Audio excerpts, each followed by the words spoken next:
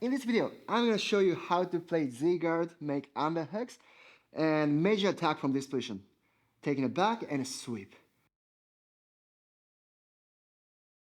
Then the first thing, Z-guard, there's been so many ways to play this position. In my case, in order to send a good balance between attacking and defending each other, I like to use my top shin against his upper body like this. The bottom leg, I just put a leg card to trap his leg. This is how I like to do that. Then I call this one like open Z. Other Z guard, people like to cross a field like this. That could be more advanced style. It's a bit harder to do that. That's why if you need to do or want to make it simple, this way, like this. Then in this position, key to play is stay on your side. In order to stay on your side, not raising the left shoulder up here. This could be easier, but this one is not easy to deal with your partner's pressure. This way, see? Person wants to put the pressure on you. So in this case, if I manage to raise the shoulder up, this is kind of a battle against the person's body weight, pressure, and gravity. That could be really difficult to deal with it. That's why, instead of doing it, all you want to do is drag your right elbow and the shoulder. This is how you get on your side like this. As you can see that I didn't move my body forward at all, but as I drag the bottom part of my body, I was going to be on my side like this. So this is the first thing. Then as long as I keep it, I can play this position very safely. Then I wouldn't get cross-faced. Even though he tries to reach my neck, in this shape, it could be difficult to do that. That's why, this way. Then I can easily block his shoulder and biceps like this. So this is how to play Z-guard with one of the simplest ways. Then from now, I'm going to switch to the underhook. That's one of the most common actions, super important technique I've been doing a lot. If you get used to it, you should be able to shoot into underhook as soon as it's available to do. But you should think about to deal with your partner's pressure, especially this one, inside pressure pass position. You need to deal with your partner's action. That's why whenever you let it go or make underhook, you'll be exposing yourself. There's more risk to get attacked. That's why in order to minimize the risk, in my case, I like to use my shin to push my a little bit, or I create more angles. Like I want to make shortcut towards the right under his armpit. Here, see, seems like it's a bit away from my armpit. So it's going to be difficult to make underhook. That's why this type of coordination. Then once I set it up, I shoot my leg. The time I shoot my leg, I want to go like this. I extend this leg. At the same time, I get my left arm under my left leg. This is one of the most important things. Even though it names underhook, it's not necessary to reach towards the person's armpit. Let's say if my left arm is higher than my left leg, probably in the time I get into it, I get stuck like this. All he could do is pretty simple. He just needs to close his elbow. Then he can block my armpit.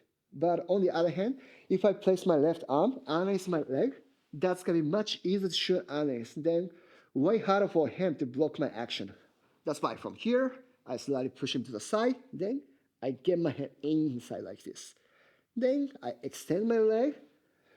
As I extend my leg, I get a momentum that I can come up forward like this. Then underhook, there's been so many ways to do. In my case, I like to reach the far side of his torso. This time, I'll reach the far side of his hips, shoulder, or whatever is available to do that. Plus, I don't want to make a gap between me and him as well. Even though I reach far side like this, if there's a gap here, he's be able to push me off or underhook back, something like that. That's why, in order to cover the front part of his body, I gotta use my side of my head or left shoulder to block in front of his belly. Just like this. Once it's done, it could be really difficult for him to get underhook back. Even though he wants to do, near side has been completely locked. This is the first step what I like to do that. And then from the movement, I want to make more frames. So I got a single underhook. From now, I want to make the second one, double. So I get this arm inside his leg, and then I hold. Literally the same mechanism as the first underhook. I'm not going to go with anything else. I really like to use my upper arm to trap like this. This time, even though I get really close to him, there is no space that he can make cross space. Although he wants to get underhook, there is no space at all. So this is a position I want to look for. Then from now, I'm going to switch my legs. But that's optional choice. If you can completely make the structure, you don't need to do that. Let's try one of the simplest ones. So here, once I set it up like this, then he posts it on the ground. So in this case, I use my arms to send him forward, like I shift his body weight on his hands, like this. Look how I flare my elbows. So once that happens, I can easily take on my head like this. As I take on my head, I'm coming to this position. Then, as you can see that his hands on the mat means he's not be able to turn back to my side or go anywhere else. That's why before he recovers the position, I will make the seat belt. Far side, over. Near side, under, like this. Then I'm going to bring him down to the ground, like this.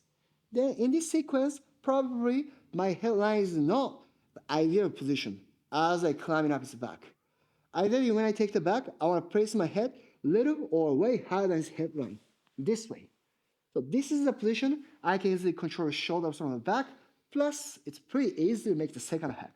Even though he tries to connect his knee and elbow, as I get my head level higher than his head level, I can easily find a space to squeeze it in like this.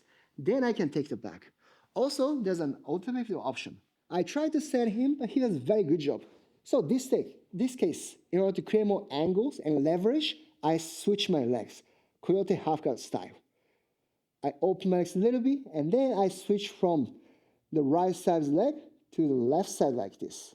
Then this could be really tough to do since you cannot take a look at it at all, but all you have to do is use your calf to drag back your partner's ankle like this.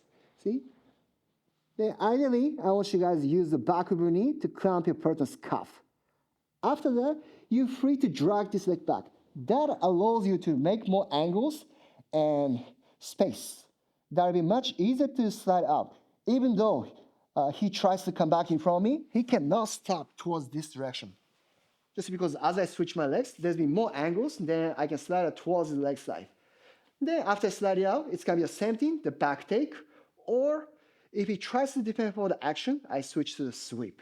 Right from this position, I need to take top, but he does a very good job. He's more like sitting down on his heels.